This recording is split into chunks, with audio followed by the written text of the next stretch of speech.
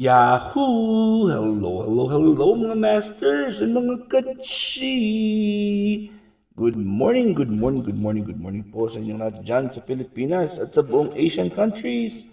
At kung saan ka mang napalop ng ating daigdig, ay hayaan niyo muna kami ni G, the Green Girly Cutie Patuti Iguana, na batiin po kayo ng good morning, good noon, good afternoon, good evening at good night na po sa mga ready ng matulog.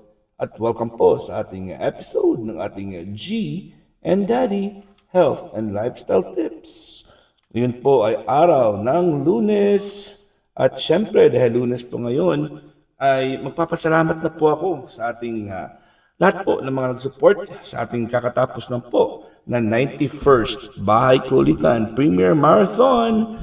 At syempre, apat po kami na nag-host kahapon. Ako po, si Doc Zenaida Pershonkula, si Bro RMTV21, and si Beshi Asawa ng Mekaniko. Ayan, maraming salamat po sa inyong love and support. At ako po ay talagang nag-enjoy po kahapon dahil po ay marami tayong supporters at syempre marami ang nag-akyat at marami ang nakisaya at mga bagong kaibigan natin. Alright, so nag-discuss po tayo ng mga tips. Ngayon po ay kasalukuyan po ay nag-discuss tayo ng mga mindful tips to help you find inner peace. So for the past few days, nag-discuss tayo. Number 1 po ay meditation or meditate ang pinakauna. Number 2 is live in the present. And number 3, kahapon ay natapos natin ang cultivate a positive mindset. So punta tayo sa ikaapat, mga masters. Develop love for yourself. Ay po, importante po ito. Develop love for yourself. So, loving others start with loving ourselves. Tamang-tama po yan. Hindi tayo makapag-love ng ibang tao kung hindi po natin love ang ating sarili. O, di ba mga masters and mga ka-G? That's not always an easy journey. We get it. But when it comes to inner peace, the aim is to learn to appreciate who you are. Ayan po, ma-appreciate po muna natin kung sino po tayo. Yan po ang pinaka-importante sa lahat. Hindi po tayo hindi tayo magkakaroon ng inner peace kung wala po tayong love at appreciation kung sino po talaga tayo. Okay? So, cherish your strengths. Kailangan po natin i-appreciate at i-enjoy po natin kung ano yung meron tayong mga strengths, anong pwedeng kakayahan natin pwedeng gawin. And embrace your flaws. Siyempre, hindi tayo perfecto, hindi tayo perfect.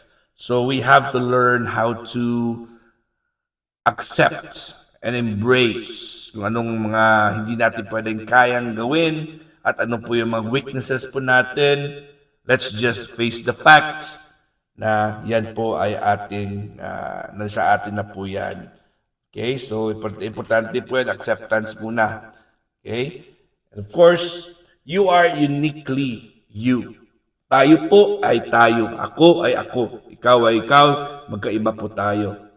And that's something to celebrate. So celebrate natin yan.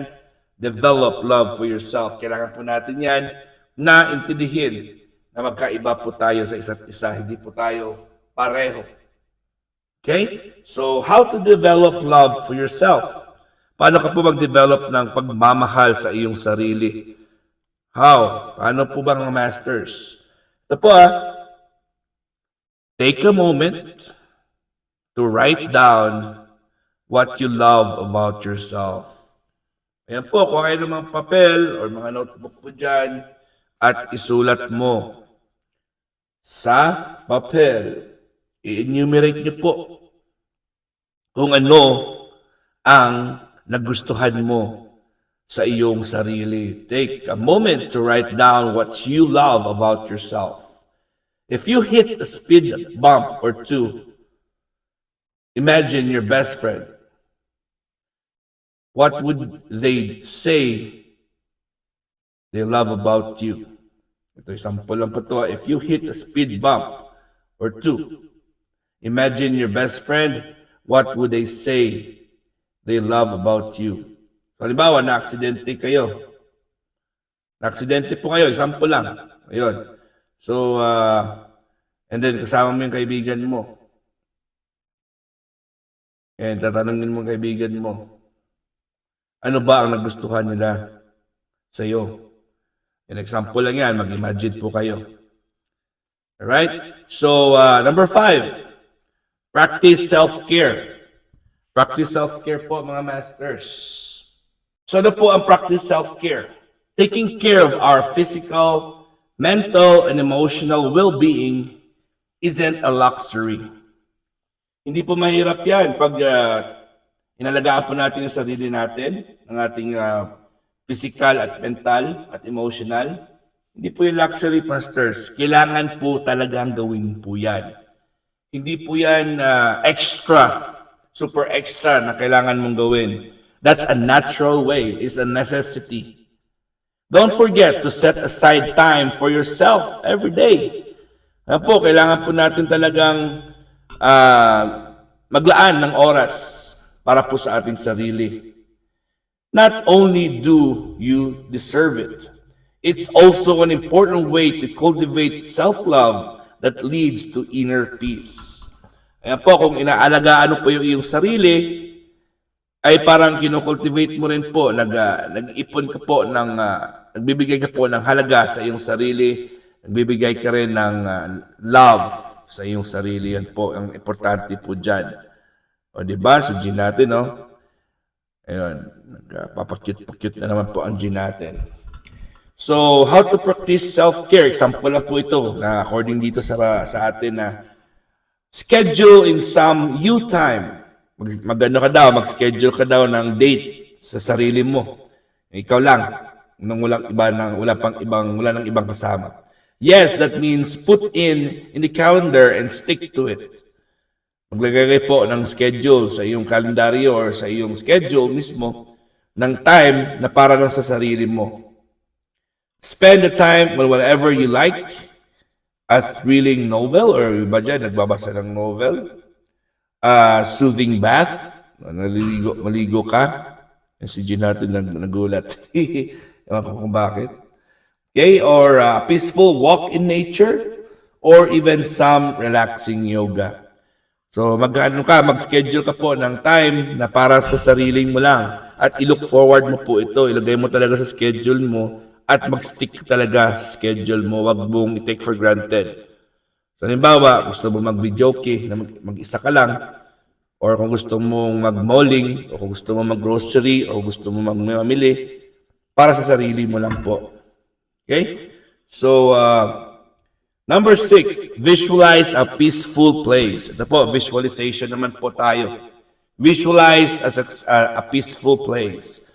Visualizing a happy or peaceful place engages your mind in a positive and calming way, acting as a form of mental escape from stressors and fostering a sense of inner peace. Dito naman pumapasok po ang ating imagination. So, syempre, kung nasa lugar ka po na medyo imposible talaga ang magpahinga o imposible talaga ang pumunta sa ibang lugar dahil po ay kayo nagtatrabaho or dahil maigpit po yung schedule mo or dahil po yung mga boss mo ay wala talagang pag-asang magbigay sa iyo ng time para mag-you time ka or mag-me time ka.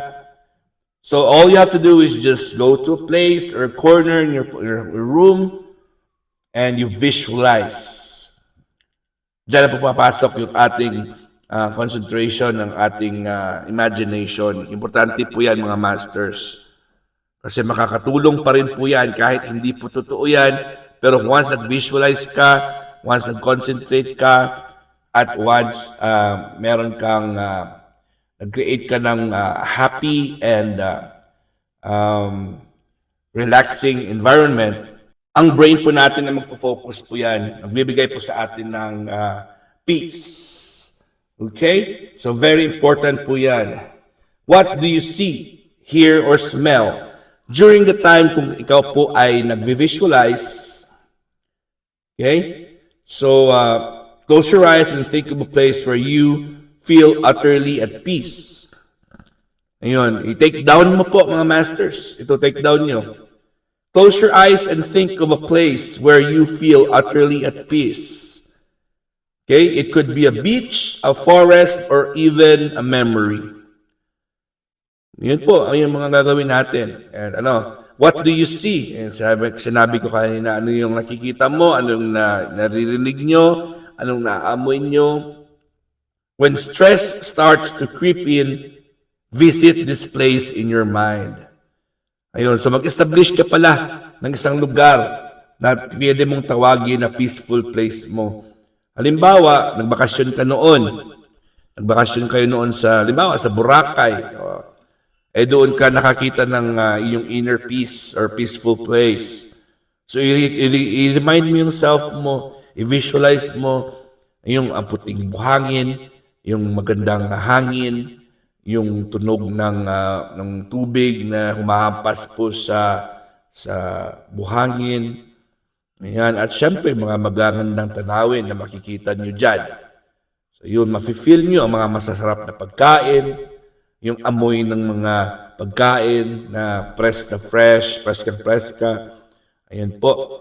Alright, mga masters, hanggang dito lang muna tayo kasi 12 minutes na po tayo at syempre, pahinga muna tayo sa ating premier marathon sa Bahay Kulitan. Kita-kits po tayo mamaya sa Team Puyaters at meron ding premier promotion ng Team Puyaters.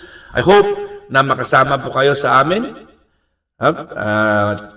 Connect na po kayo kay naasawa ng mekaniko, Mami Yen, Russell Williams at Rachel Gapahon Vlog at sina Canadian Pinay.